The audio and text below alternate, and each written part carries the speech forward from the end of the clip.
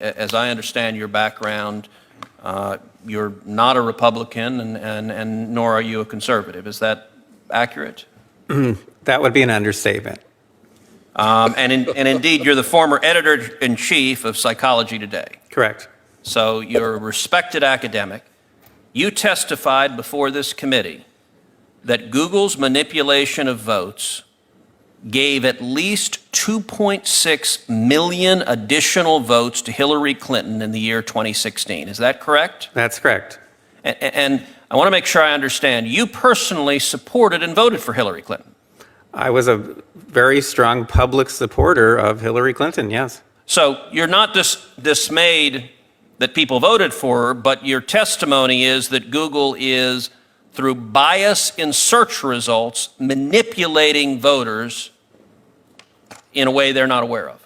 On a massive scale. And what I'm saying is that I believe in democracy, I believe in the free and fair election, more than I have any kind of allegiance to a candidate or a party. And looking forward, if I understood your testimony correctly, you said in subsequent elections, Google and Facebook and Twitter and big text manipulation could manipulate as many as 15 million votes in a subsequent election? In 2020, if all these companies are supporting the same candidate, there are 15 million votes on the line that can be shifted without people's knowledge and without leaving a paper trail for authorities to trace. Now, you described the Go Vote reminder, and you said it wasn't a public service announcement, but rather manipulation. Can you explain how? I'm not sure everyone followed the details of that. Well, sure. If on Election Day in 2016, if Mark Zuckerberg, for example, had chosen to send out a Go Vote reminder, say just to Democrats, and no one would have known if he had done this, that would have given that day an additional at least 450,000 votes to Democrats. And we know this without doubt because of Facebook's own published data, because they did an experiment that they didn't tell anyone about during the 2010 election. They published it in 2012. It had 60 million Facebook users involved. They sent out a Go Vote reminder, and they got something like 360,000 more people to get off their sofas and go vote who otherwise would have stayed home. The point is, I don't think that Mr. Zuckerberg sent out that reminder in 2016. I think he was overconfident. I think Google was overconfident. All these companies were. I don't think he sent that out. Without monitoring systems in place, we'll never know what these companies are doing. But the point is, in 2018, I'm sure they were more aggressive. We have lots of data to support that. And in 2020, you can bet that all of these companies are going to go all out. And the methods that they're using are invisible. They're subliminal. They're more powerful than most any effects I've ever seen in the behavioral sciences. And I've been in the behavioral sciences for almost 40 years. You know, our Democratic colleagues on this committee often talk about what they view as the pernicious effect of big money and big corporate dollars. What you are testifying to is that a handful of Silicon Valley billionaires and giant corporations are able to spend millions of dollars, if not billions of dollars collectively, massively influencing the results of elections. And there's no accountability. You said, we don't know.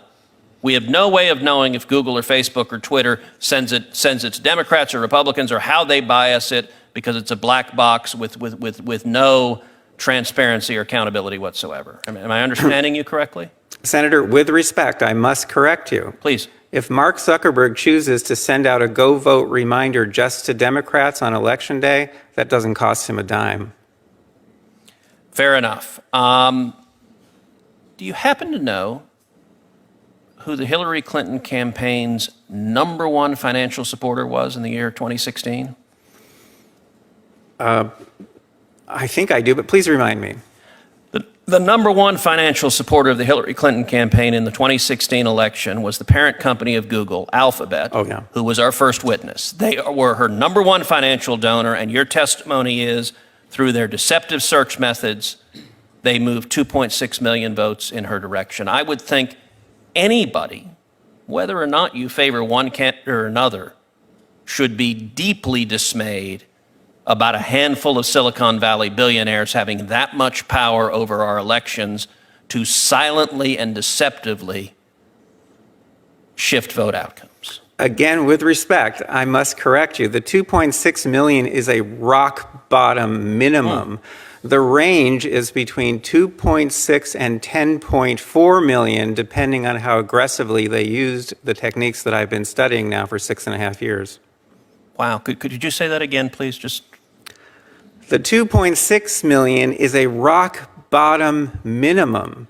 The range is between 2.6 and 10.4 million votes, depending on how aggressive they were in using the techniques that I've been studying, such as the search engine manipulation effect, the search suggestion effect, the answer bot effect, and a number of others. They control these, and no one can counteract them. These are not competitive. These are tools that they have at their disposal exclusively. If any headline comes out of this hearing, that should be it.